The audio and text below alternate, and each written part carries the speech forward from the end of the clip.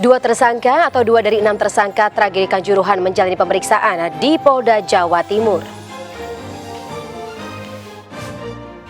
Kepolisian menyebut kematian korban tragedi Kanjuruhan bukan disebabkan gas air mata.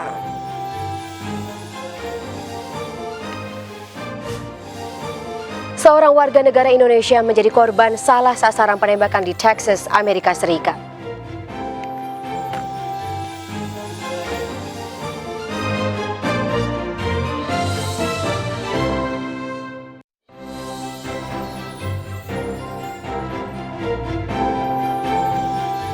Halo pemirsa, selamat sore. Beralasan tidak didampingi oleh kuasa hukumnya, 3 anggota Polri tersangka tragedi Kanjuruhan rencananya akan mengajukan pemanggilan ulang. Bersama saya Fani Imaniar, Anda menyaksikan MNC News Now. Ya pemirsa, kita ke informasi pertama terkait dengan Polda Jatim yang hari ini memanggil 6 orang tersangka tragedi Stadion Kanjuruhan untuk menjalani pemeriksaan perdana. Tapi hanya 2 orang yang hadir. Kedua orang yang hadir dalam pemeriksaan ini adalah Ketua Panitia Penyelenggara Pertandingan Abdul Haris dan petugas keamanan Suko Sutrisno. Abdul Haris hadir didampingi oleh 2 kuasa hukumnya. Sementara ketiga tersangka lain dari pihak kepolisian meminta agar pemeriksaan diundur.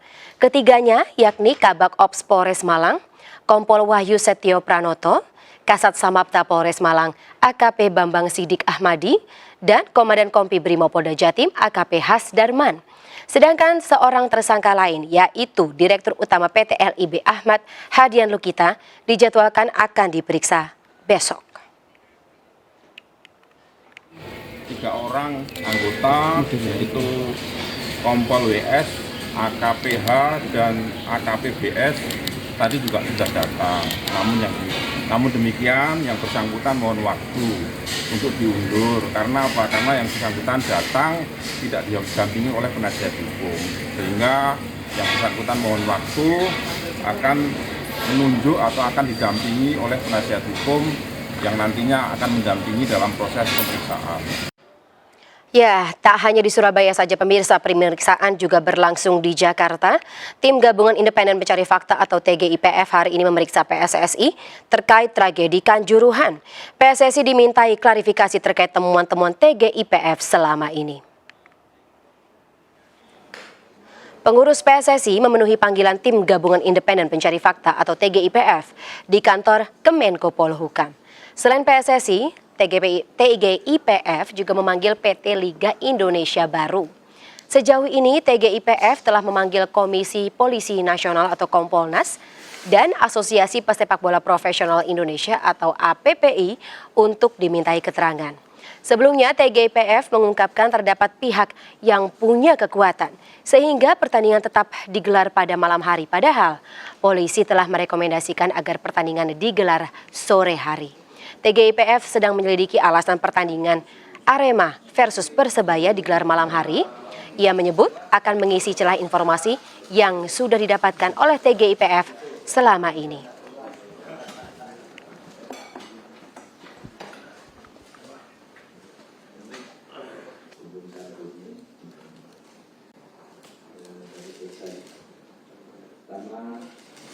Penjelasan dalam rangka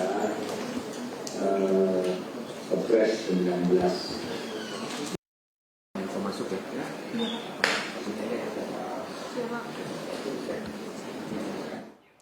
Ya, bagaimana perkembangan atau update dari hasil penyelidikan Tim Gabungan Independen Pencari Fakta kasus Kanjuruhan? Sejauh ini, kita akan berdialog langsung dengan Ketua Komisi 10 DPR Republik Indonesia Syaiful Huda dan juga Edwin Partogi selaku Wakil Ketua LPSK, mengingat LPSK juga sudah dipanggil atau dipanggil berada dalam pihak yang juga dipanggil oleh TGIPF hari ini. Dan kami juga masih menunggu perwakilan dari Aremania, Sindu, yang rencananya juga akan bergabung bersama kami lewat Zoom sore hari ini. Selamat sore, mungkin saya langsung saja sapa Pak Syaiful dan juga Pak Edwin. Selamat sore Bapak-Bapak. Sore. Baik, saya kalau begitu ke Pak Edwin terlebih dahulu. Mungkin bisa dijelaskan Pak hasil atau apa saja isi pemeriksaan oleh TGIPF hari ini terhadap LPSK? Ya, hari ini kami memenuhi undangan dari tim gabungan independen pencari fakta tragedi Kanjuruhan ya, di kantor Menko Polhukam. Pertemuan tadi dimulai sejak jam 9 pagi hingga jam 12.30, jam 11.30. Ya, kami memaparkan apa saja yang sudah LPSK lakukan sejak tanggal 2 Oktober ya, sampai dengan hari ini. Kemudian kami sudah langkah-langkah yang sudah LPSK lakukan, kami sudah berkoordinasi dengan berbagai pihak, sudah mengunjungi Stadion Kanjuruhan dan sudah mendapatkan berbagai keterangan baik dari para saksi korban, juga ada tenaga medis dari pihak penyidik, termasuk dari TNI Polri ya, dan pihak pendamping korban dan supporter.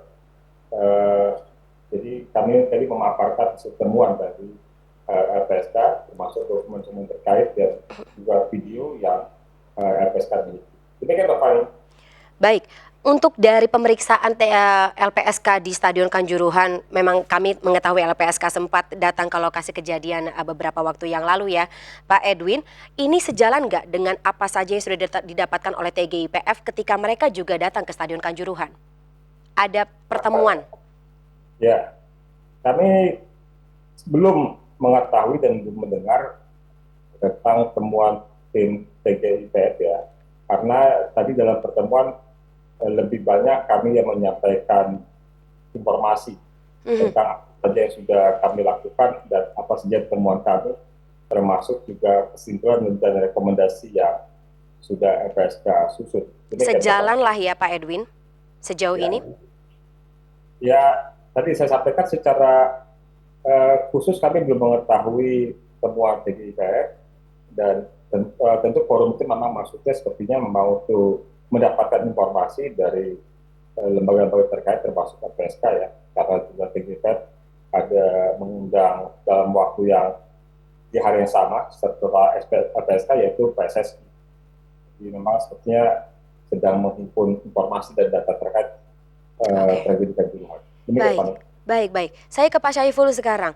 Pak Syaiful, kalau dari list nama pihak-pihak yang dipanggil oleh TGIPF hari ini, menurut Anda sudah cukup? Mereka-mereka saja? Belum, kan mungkin pasti berkembang bertahap mungkin. Terutama termasuk misalnya mengundang PSSI, karena PSSI pihak federasi yang bertanggung jawab terkait dengan sepak bola di Indonesia. Terus kemudian nanti tinggal kita lihat siapa saja yang nanti akan diundang oleh tim TGIPF ini. Prinsipnya semua pihak yang terkait baik secara langsung maupun tidak langsung, saya setuju tim TGIPF ini mengundang mereka-mereka karena semangatnya supaya mendapatkan bukti yang lebih komprehensif, fakta yang lebih objektif, kenapa ini terjadi dan kenapa juga terus berulang-ulang.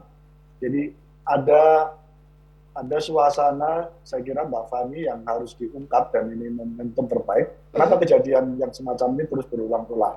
Nah, berulang-ulangnya itu kan berarti ada selama ini pengelolaan sepak bola kita yang betul. Nah, pada konteks itu saya kira saya setuju karena Pak Mahfud berulang-ulang menyampaikan bahwa tim gabungan independen mencari fakta ini paling tidak akan merekomendasikan pada dua ranah. Yang pertama ranah terkait dengan kejadian di Kanjuruhan Malang, yang kedua terkait dengan ranah perbaikan secara menyeluruh dari pengelolaan sepak bola kita di Indonesia. Nah, pada konteks perbaikan pengelolaan sepak bola ke depan, itu saya kira banyak orang yang harus dipanggil dan dimintai keterangan. Siapa saja Pak Syaiful menurut Anda? Ya, misalnya tadi apa yang disampaikan oleh Prof. Renal Kazali menyangkut soal ada orang kuat? Ada orang kuat misalnya. Saya setuju ini terus didalami dan diusut tuntas. Saya kira sinyalemen ini kan sudah lama, publik juga terus mempertanyakan bahkan terus menggugat menyangkut soal kenapa sih pengelolaan sepak bola kita dari kompetisi ke kompetisi yang lain, dari event ke event yang lain, selalu dihantui oleh semacam the invisible hand.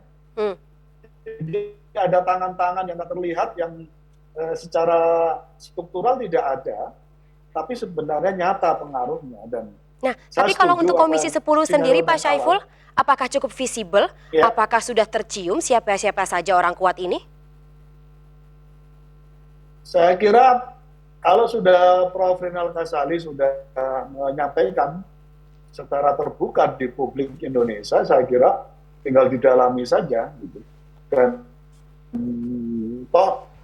publik juga sudah lama. Dulu ada fenomena sepak bola gajah, faktanya beneran ada. Dan hari ini ditengarai misalnya betul tidak Ketua PT LIP, Direktur PT LIP itu memutuskan terkait dengan ini tetap harus dilaksanakan jam 20 itu diputuskan secara independen. Publik mempertanyakan itu. Semuanya meyakini tidak independen, kayaknya Direktur PT LIP memutuskan.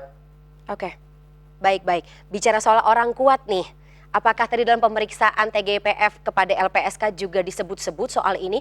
Ataukah mungkin LPSK juga sudah menemukan sinyal-sinyal orang kuat tersebut ketika sedang melakukan pemeriksaan di lapangan? Tapi tahan dulu jawabannya, Pak Edwin Partogi dan juga Pak Syaiful. Kita lanjutkan kembali, kita akan dalami lagi dialog kita di segmen berikut ini. Tetaplah bersama kami pemirsa di dalam MNC Siang. MNC.